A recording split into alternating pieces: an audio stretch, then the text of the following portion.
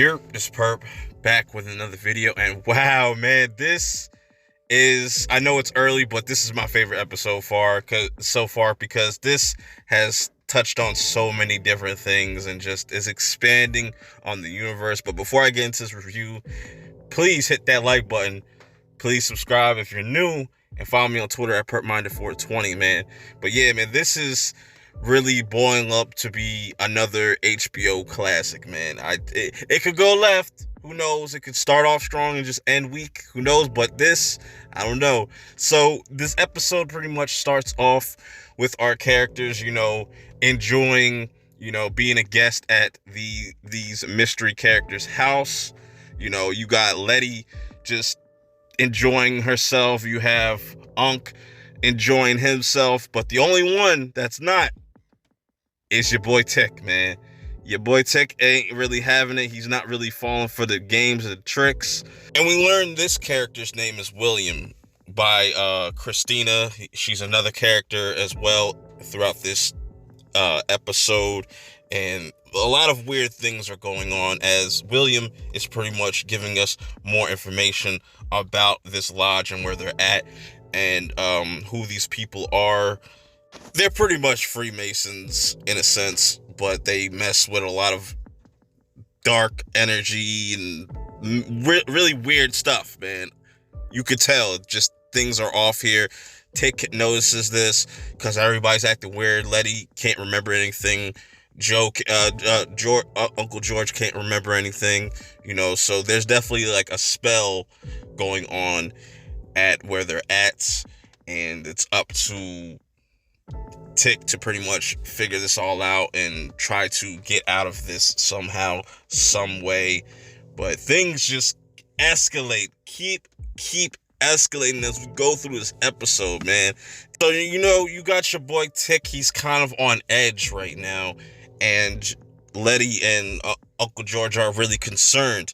They run into this chick at the village because they want to go into town, but William tells them make sure you get here before dinner so you don't run into any issues. But you run into this whole village that don't even like black people, and that's the thing about just this whole entire area that they're at. They're very stuck in the 1800s is how they think, and pretty much it's really weird. It's really weird, and just it gets weirder because as they're walking through the woods, Unc starts to remember things, he starts to pretty much just remember and reminisce about certain things, certain informations about his ancestors and whatnot, and just his past, his upbringing. And this is where we get our first real introduction to Christina. Was it Braithwhites? They're the Braithwhites. That's the whole family. You got Titus Braithwhite, where he was the OG. They have a whole big picture of him in this episode, and this is the descendants of those people and whatnot. They call themselves the House of Ardham. We get that kind of information going on here. There's a lot of different information that just we're getting throughout this episode, and I'm really liking it. It's making the world more interesting. It's making me want to know more about just all these characters and the secrets and everything. Which now we meet Christina's father, and he's kind of you kind of see he's a narcissist. He's definitely got a god complex about him that everything kind of revolves around him. His whole entire kind of lineage is based off of trying to crack down on becoming immortal and stuff. It's just really interesting stuff going on. Christina is also an interesting character, which I wonder if she's going to pop up later down the line in this series, maybe become an ally, because she does not kind of think the same, but she just kind of goes along with the flow of things. And I don't know, she just seems a little bit different. Who knows? I'll get back to that. We go to Uncle George because he plays a very crucial part in this overall episode, man. he stumbles upon, the secret passageway to like this huge ass library where now he has a lot more information. And then this leads us to get a lot more information as well as just what's going on in this world and history between just everything that's going on. This is the part that really tripped me up though, right? So we get a scene of just all our individual characters, that being Leti, Unk, we got Tick, and they start to hallucinate. Tick is getting attacked by some memory that he had back when he was in the war.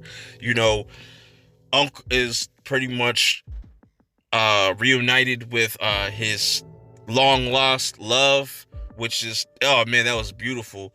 But Leti, that whole shit with Leti, almost stabbing what's his face, Tick, yes, stabbing Tick, but it wasn't Tick. That's what kind of flipped me out. I was like, how is he over here but he's over here? And it ended up being like an illusion and stuff, and it was just really crazy. It ended up being just for these white folks' amusement, and that was fucking terrible. But it just progressively starts to get crazier and crazier. Like the pacing in this episode was insane, bro.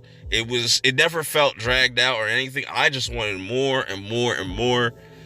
Anyways, that whole situation has left, Leti a little bit traumatized and Tick a little bit traumatized, but the one that kind of brings them all up is Unk, man. And I love Uncle George, man. He is a really dope character, man. I'm telling you, bro. And he really makes his presence known as well at this dinner table when they're having this whole entire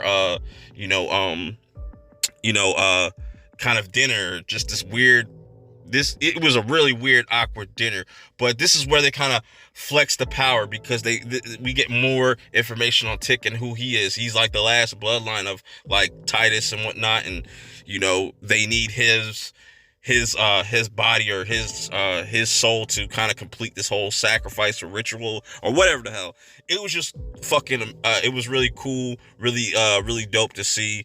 I hope that makes sense, because it's really wacky, but I understand it. It's really wacky, but I understand it. It might go over a lot of people's heads because it's a lot of information just dumping on you at once, which I didn't expect them to, really talk about a lot of this stuff this early on. We were going to get this much. A lot of this emotional stuff going on, a lot of informational things that are about the world. I'm sorry, I'm going off on a tangent, but going back to the episode, they tried to escape. They actually run into Tick's father, because that's all he wants to know, where his father is the whole entire episode. He doesn't want to play no games. He wants to find his father. And his father ends up coming out of a hole, and conveniently, like, they run into him, and he is not happy at all. He wishes, like, y'all didn't come find me. They tried to escape. It doesn't really work out because there's a barrier and they crash. They're all disoriented to come out of the car. Fucking Leti gets shot. She fucking dies, bro. And that lets me know right off the bat that there's stakes in this universe, in this world that they're building, that this is a very dangerous environment. Just everything that's going on. This is a dangerous world. I was loving it. It was very emotional. Shouts to the actor. I'm drawing a blank on his name right now because I'm just so blown away by this episode that plays Tick, man. He just really brought it this episode, and I became an instant fan of just his performance just off this episode. I just wanted to let that be known. So now, to avoid anybody else getting hurt or getting killed, you have Tick pretty much agreeing to do this ritual to kind of just pass over this power or whatever over to this guy, to Christina's father. And Christina gives him a ring. And now I want to say something about this ring, and I want to say something real quick. I know this is kind of off topic, but it's interesting that J.J. Abrams is a part of this. And, he is also, I think, correct me if I'm wrong, he's kind of connected to the Green Lantern Corps movie or something like that. Maybe, I don't know. But they showed this ring, and I feel like they're teasing the Green Lantern. I feel like this actor is going to be Jon Stewart in a Green Lantern movie or in a DC movie, something like that. I don't know. That's just a little side note. I just wanted to throw that out there. I just thought that was interesting because there's definitely some superhero-esque like things that happen towards the end of this episode, which I'll get to very shortly. So Christina gives Tick this ring. I don't know what the significance of this ring is at this point, but we will get to it very shortly. Now we get to a scene between, Tick's father and Uncle George, kind of reuniting, having a conversation, and it ends up getting really personal. And then Uncle George makes a slip up saying like might not be your son. So that leads me to believe that, Tick's father, real father's out there somewhere, but his father right now is the man that he's been looking for, my boy Chalky White. I know that's not his name in this, but fuck it. I will always know him as Chalky White or Omar from The Wire. That's just how I see him. Also, I gotta say, I feel bad for Leti because she was brought back to life and it just kind of really freaked her out. And this whole experience has really freaked her out. And I gotta give it to Journey Smollett. She is doing a brilliant job of selling this character. I'm really blown away. And I was just like, she has some potential in she has some potential. That's all I'm gonna say. I want to see more of her character as this series progresses. But now let's get into the final kind of scenes and moments of this episode. Now we're at this ritual thing, whatever, this weird gathering, and they're extracting this thing from Tick right now, and it's just like it's really hurting him, but now it's triggering whatever that ring is that Christina gave Tick is activating pretty much.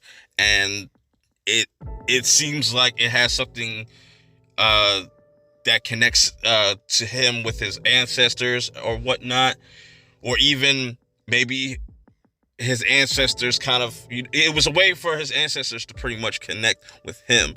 And that was really powerful to me. I thought that was really cool. They were able to get out of there in the nick of time before the whole thing collapsed. But RIP to Unc, because I told y'all something was about to happen to him. I didn't expect it this damn soon, not at all. But Unc is dead. This is heartbreaking. What else are we going to find out about Tick as a person and just his background, and what other dark secrets does he have deep down inside him? I really want to see him and Leti kind of grow closer. It definitely seems like they are going to grow closer and maybe just fall in love one of these episodes, who knows. But till next week, I will see y'all later. This was an amazing episode. I'm out.